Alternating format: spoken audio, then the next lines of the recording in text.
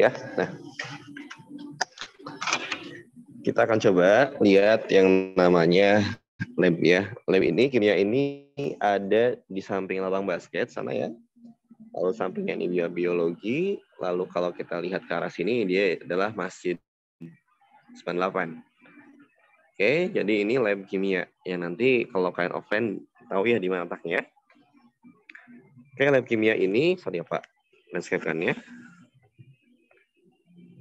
Nah, ya. Nah, ini kondisinya ya. Ada beberapa keramik yang jatuh ya, lagi dibetulin juga. Nah, ini ya, jadi ada meja-meja, masih kondisinya kayak dulu ya. Dan kapasitasnya sekelas-kelas ya. Lalu kalau kalian masuk, udah ada alat lagi. Ini adalah disebut dengan alat gas generator. Yang digunakannya pada saat kelas 3. Lalu ini ada model-model atom, ikatan kimia juga, ya, yang dibuat oleh siswa sebelum kalian. Gitu ya. Nah, lalu ada juga yang kayak gini bentukannya tuh ya. Model-modelnya, dan ini adalah alat uji elektrolit yang nanti jadi proyek kalian di bab terakhir. Ini modelnya, bahkan ada yang seperti rumah gitu ya. Oke, nah. Lalu berikutnya, nanti kalau nimbang-nimbang bagaimana sih Pak kalau di lab? Nah, kita punya yang namanya neraca gitu ya. Nah, ini. Neraca ini masih manual juga sih, neraca analitik ya, digital ya, yang kalian tinggal simpan dapat masanya berapa. Nah, ini masih dalam neraca biasa ya, tradisional. Oke, ini neracanya. Oke, next ya. Nah, berikutnya di sini ada yang namanya sistem periodik unsur. Ya. Ini wajib ada di kimia ya. Oh ya, nah nih. Dan ini dihafalkan. Kadang-kala siswa itu melihat apanya, Pak? Melihat nomor atom maupun masanya. K, nomor masanya 39, nomor atomnya 19. Untuk keperluan konfigurasi elektron. Oke, next lagi berikutnya. Lihat ini sedang membuat parutan ya. Jadi ada botol-botol ya.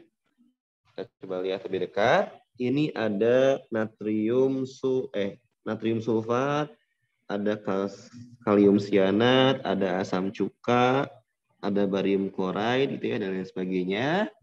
Dan kalau kalian lihat di sini ada dua tipe botol ya. Ada botol yang biasa saja, ada botol yang berkaca dan berwarna coklat. Bedanya apa? Nah, ini dia.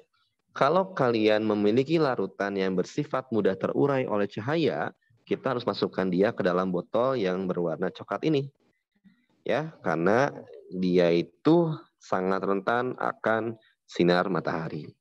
Bisa saja dia terurai menjadi zat lainnya, sehingga dia tidak lagi menjadi Ki nih. Ini Ki kan kalium iodida. Ya, nah kalau ini dia berarti sifatnya itu stabil pada cahaya. Jadi bebas untuk disimpan. Kalau kita tahu dia itu tidak bisa tidak kuat dengan cahaya itu di mana? Nah, nanti ada buku handbooknya ya. Kalian bisa baca, namanya itu MSDS. Oke, berikutnya lagi di sini ada sumber-sumber. Kalian bisa mencari di sini supaya analisis data kalian lebih akurat gitu ya.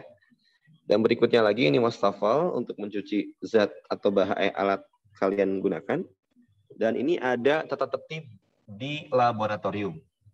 Yang pertama itu gunakan jas lab pada saat bekerja ya. Nah, penting banget kenapa khawatirnya ada suatu zat yang terciprat ke dalam pakaian kalian gitu ya. Jadi jas lab ini sangat penting dan bisa dibeli di koperasi gitu ya, atau enggak kalian punya kakak kalian yang alumni 8 bisa dipakai kembali, atau kalian punya jas lab yang lain. Nanti kalian tinggal diskusikan sama guru yang bersangkutan. Karena guru yang pakai jas lab ini yang diperlukan tuh di kimia, biologi, dan fisika.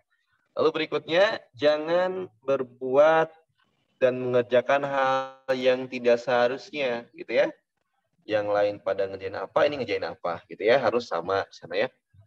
Yang ketiga, itu tidak makan, minum, merokok, gitu ya. Nah, kenapa nggak boleh makan minum, Pak? Nah, kalau makan minum di lab, itu khawatirnya pada saat di lab ini masih ada partikel zatnya yang lagi jalan-jalan tuh di udara, gitu ya. Pas kalian makan, hinggap di makanan kalian dan termakan. Dan paling sialnya kalau itu zatnya itu beracun. Ya, jadi sangat tidak disarankan untuk makan minum di lab. Yang keempat, bekerjalah secara individu dan jangan ganggu kelompok yang lain. Ya, jadi masing-masing fokus pada apa yang dikerjakan, jangan malah gerai. Karena kalian sedang berurusan dengan zat-zat yang berbahaya dan alat-alat yang bersifat itu mudah pecah. Ya. Yang kelima, lakukan kegiatan sesuai dengan petunjuk ya. Lalu yang berikutnya kalau kalian sulit tinggal nemuin Bapak itu ya atau pembimbingnya. Yang berikutnya periksa alat dan bahannya. Alatnya digunakan atau tidak. Nah, atau enggak zatnya nih kalian dibutuhkannya 1 gram, kalian malah bawa 100 gram kan jadinya mubazir ya.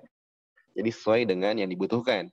Yang kedelapan, pecah alat Pak gimana? Nah, kalau pecah alat laporkan, nanti kalian tinggal ganti. Karena itu inventaris negara ya. Yang kesembilan, kalau ada kecelakaan gimana Pak? Kayak keracunan gitu. Kalau kalian keracunan gas, kalian langsung keluar ruangan. Lalu kalian hirup udara segar dengan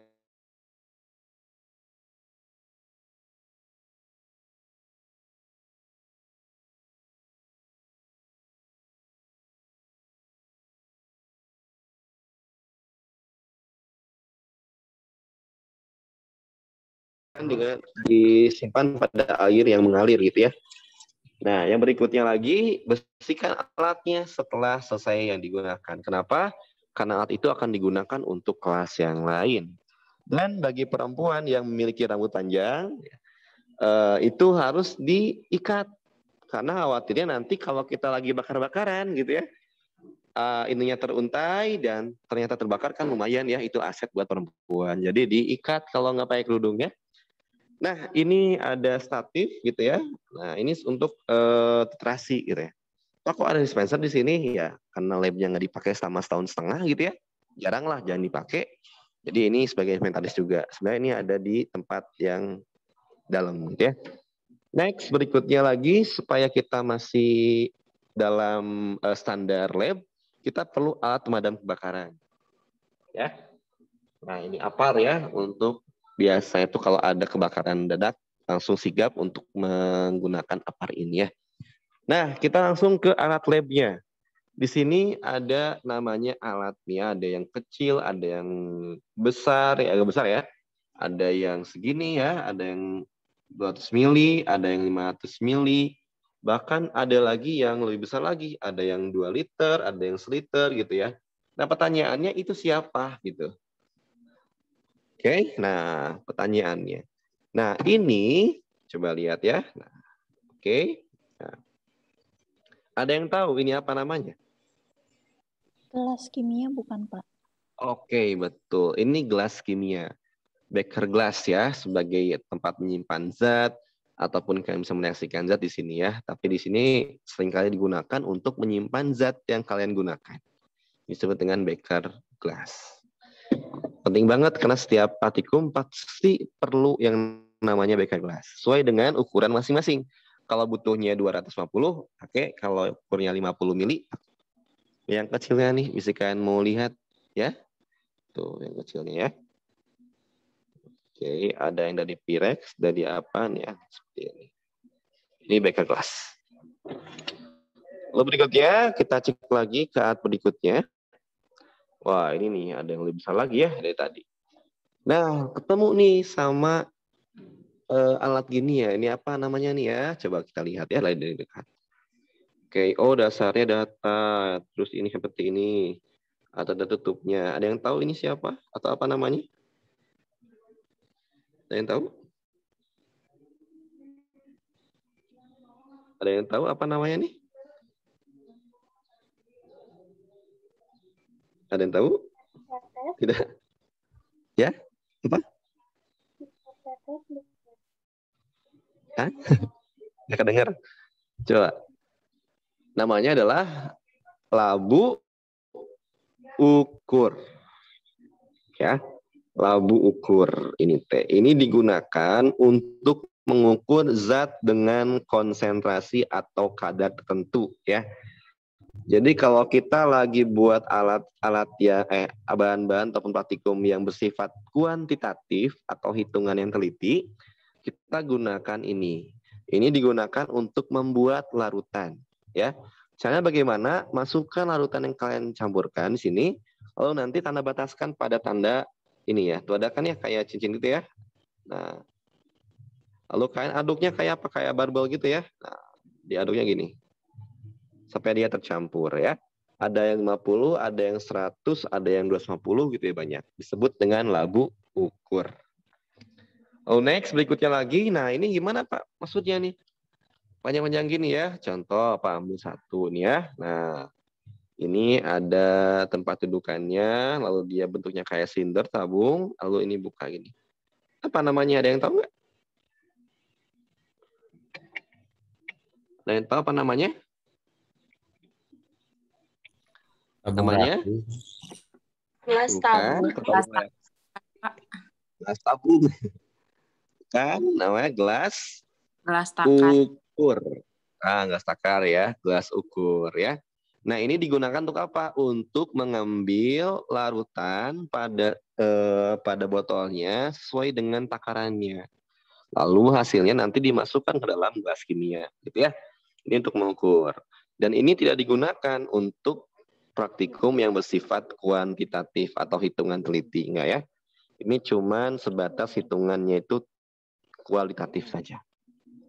Oke, nah itu ya, itu tabung reaks, itu gelas ukur ya. Sorry. Nah berikutnya ada yang kayak gini bentukannya, ada lehernya, gitu ya. Ada yang tahu ini namanya apa? Ada yang tahu? Erlenmenger bukan, Pak? Nah, Erlenmeyer.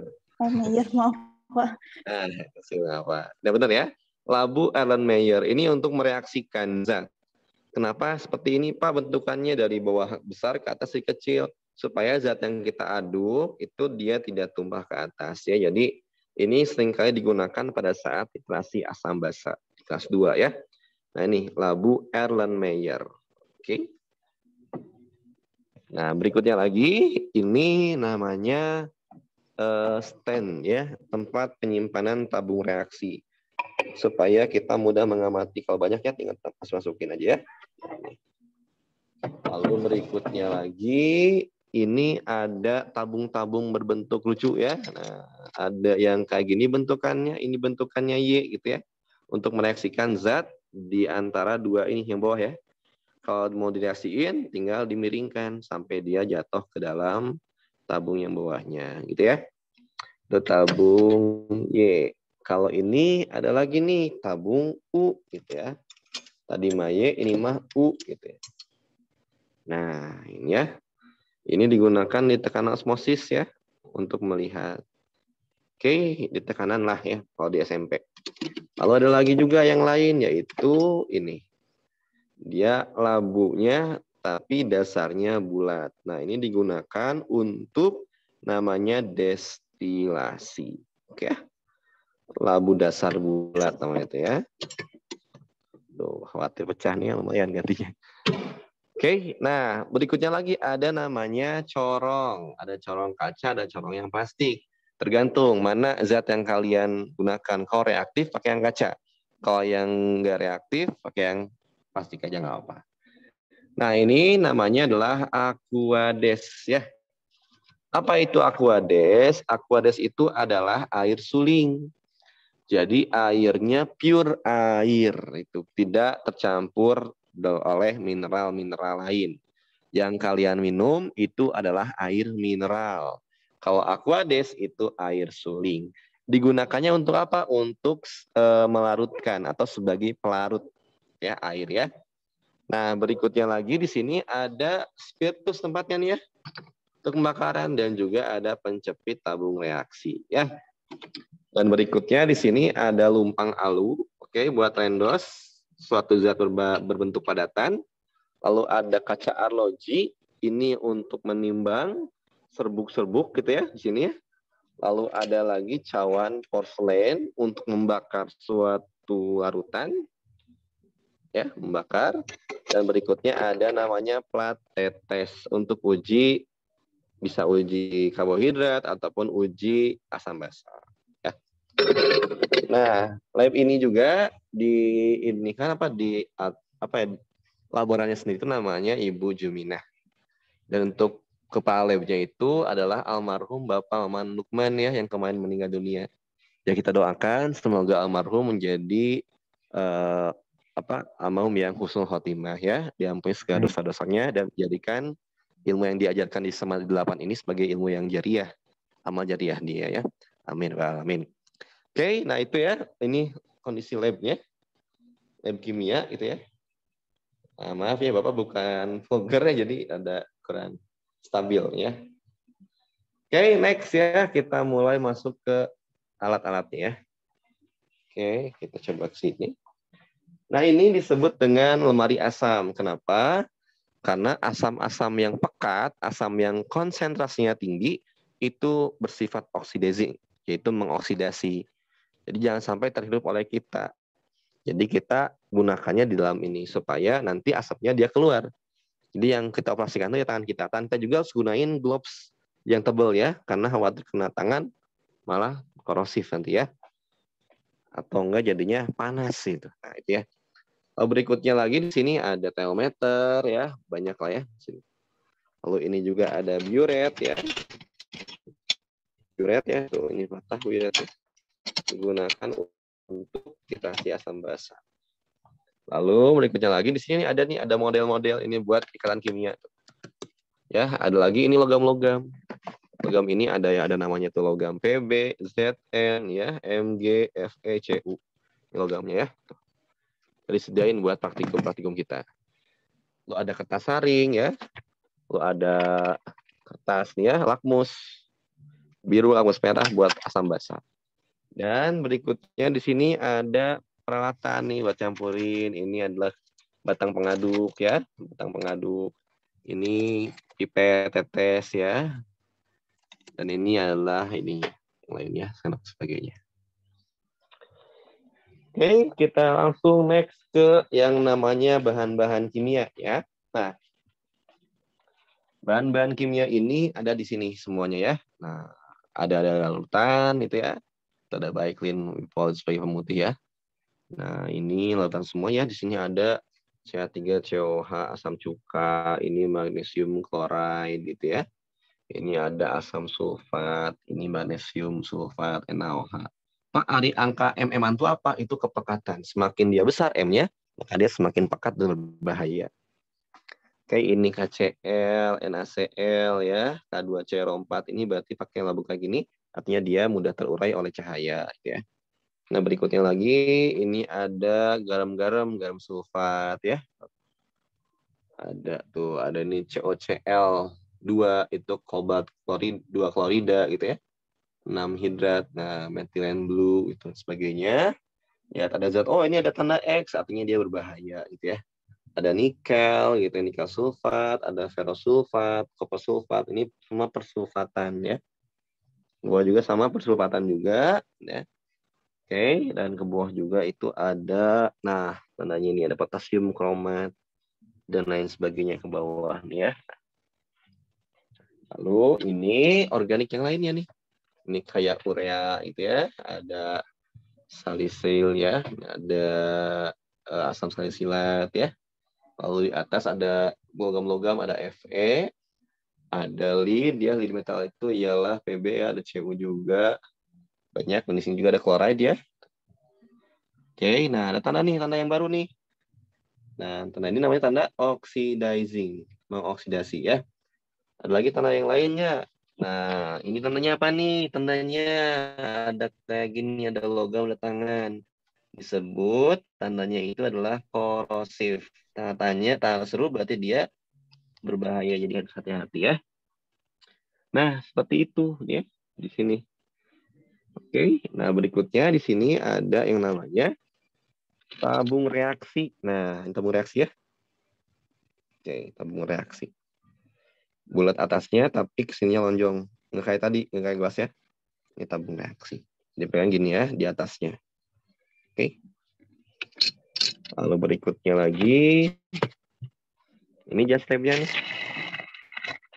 Ya, 1998-nya karena dari Kokasi ya. Itu terus ada gloves. Gloves itu yang licin ya. Nah, itu buat operasi gitu.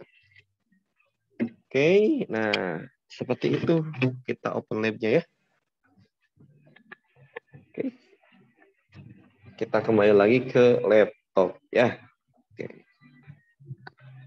Siap. Mantap ya.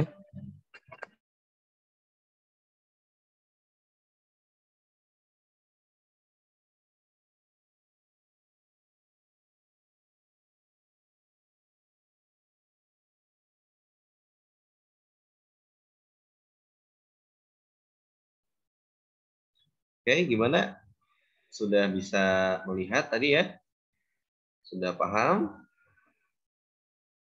Oke, nah itulah namanya lab kimia ya. Oke, ada waktu 12 menit lagi. Ini udah gandeng-gandeng ini ya. Oke, nah itu dia lab kimia. Mudah-mudahan kita segera bisa sekolah offline ya. Artinya kalau kimia tanpa praktikum itu asa kayak sayur tanpa garam gitu ya, agak hambar gitu. Kan kimia sendiri itu kan dia mencampurkan dua zat, ada yang berwarna, ada yang berbau gitu ya, ada yang bergelembung gitu, ada gasnya, ada yang jadi keruh gitu dan sebagainya. Itu bagus banget lah buat kita praktikum ya. Tapi ya kondisi gini ya kita harus sabar untuk memulai nanti offline ya. Oke, sampai sini ada yang ditanyakan tidak? Pas sampai coba share screen ya, ini semoga bisa ya. Kita mau memperlihatkan lambang-lambang. Udah kelihatan? Masih? Wah, malah ke CPNS ya. Sok, gimana ya? Ada yang tanyakan nggak sebelumnya? Ini udah lama kalau share screen-nya. Tanyakan nggak? Yang tadi, yang lab, atau sudah cukup jelas? Pak Yusuf mau nanya, Pak. Ya, boleh. Gimana? Kalau bahan-bahan kimia yang ada di lab itu ada masa expired-nya nggak, Pak? Iya, tentu ada ya. Ada masa expired-nya. Cuman kalau expired sendiri ini kadang-kala kalau larutan itu tidak lama. Kalau yang padatan serbuk itu lama. Ya, ada expired-nya. Jadi kalau udah basi, itu daya ukur atau daya reaktivitasnya itu tidak akan sebagus seperti awal. Ya, betul, siap. Tadi siapa tanya? Tadi siapa yang bertanya? Yusuf, Pak. Yusuf. Oke, gitu Yusuf ya. Oke, ini ya, coba perhatikan di sini. Ada lambang-lambang yang tadi belum kita lihat ya. Nah, perhatikan di sini adalah ada tanda eksplosif. Pada bulat, dia kayak meledak gini ya. Ini mudah meledak dalam kondisi tekanan tertentu ya. Jadi kalau ditekan terus dia akan meledak, atau enggak ada kebakaran ya. Kan suhu itu berbanding lurus dengan tekanan ya. Suhunya besar, tekanannya besar juga, maka dia akan mudah meledak. Kan kalau kalian lihat di pabrik ada yang kebakaran, kadang-kala ada letupannya, udah gitu ya. Nah, itu mungkin salah satunya ialah dia bahannya eksplosif. Lalu ada yang kayak gini, lingkaran, ada apinya, itu disebut dengan oxidizing. Dia mengoksidasi. Seperti tadi ya, asap-asap dari asam sulfat itu jangan sampai kalian hirup, kan dia mengoksidasi nanti paru-paru kalian. Ya. Lalu ada lagi yang ini nih, ada api, dia disebut dengan flammable atau mudah terbakar seperti alkohol. Itu nggak boleh kalian simpan di sisi api gitu ya, nanti kita kebakar alkohol ya. Lalu ini yang ada tangan, ada logam, ada cairannya, itu disebut dengan korosif ya. Nah, lalu ada ikan mati, tumbuhan mati disebut dengan dangerous for the environment, ya, atau berbahaya bagi lingkungan. Lalu ada yang kayak gini, tambah tengkorak disebut dengan toxic atau beracun, ya. Lalu ada yang tanda X itu iritan atau iritasi, ya. Kalau yang harmful ini namanya berbahaya, ya. Nah seperti itu. Terus ada lagi Pak, ya gimana? Maaf Pak. Ini screen sharing-nya belum ada. Oh, belum ada. Oh. Belum. Ada belum? Udah ada sekarang atau belum? Udah, Pak. Udah. Udah? Udah, Pak. Oh, Udah, udah. Pak, ada. Aduh, kalau gitu Pak. Sekali lagi ya. Nah, ini. Eksplosif kayak gini ya. Ada bulat, meledak gitu ya. Ada oxidizing kayak gini. Ada flammable gitu ya. Korosif kayak gini ya. Ada tangannya. beda lingkungan itu ada ikan mati, tengkorak itu beracun, X itu iritasi atau berbahaya, gitu ya. Nah, ada lagi lambang yang lain. Nah, ini lambangnya manusia ada yang kayak gini disebut dengan karsinogen. Ya, yaitu zat yang dapat mempercepat pertumbuhan sel kanker. Ini berbahaya ya dan sebagainya. Sebut lagi tuh mau diakhiri ya. Ada lagi yang lain nih, gambar kayak gini. Ini kipas angin, ini bukan kipas angin ya, tapi dia adalah radioaktif.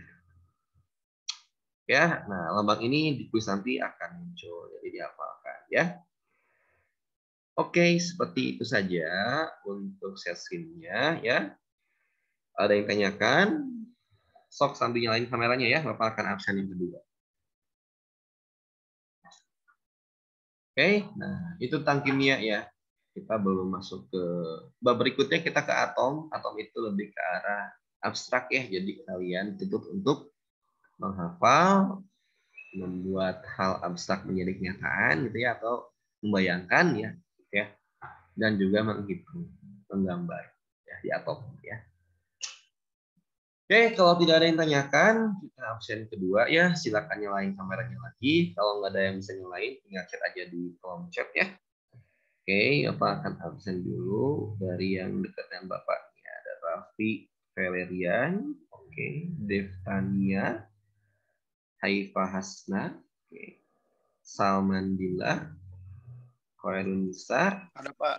Yo, siap. Silmi Nur Afifah, Regina, oke, Faris, Naila Zaria, Nurulita, Kanaya, Skarwangi, Raisa Nur, Adrian Rahmat, Iqbal, Bilkis, Siti Ayu, Yusuf, Xiaomi, Aliana Swa, Rizka Oktaviani, ya, Siti Afifah, Akmal, Naya, Nudira, Rusdi, Turnip, Zaki, Yustina, Ihsan.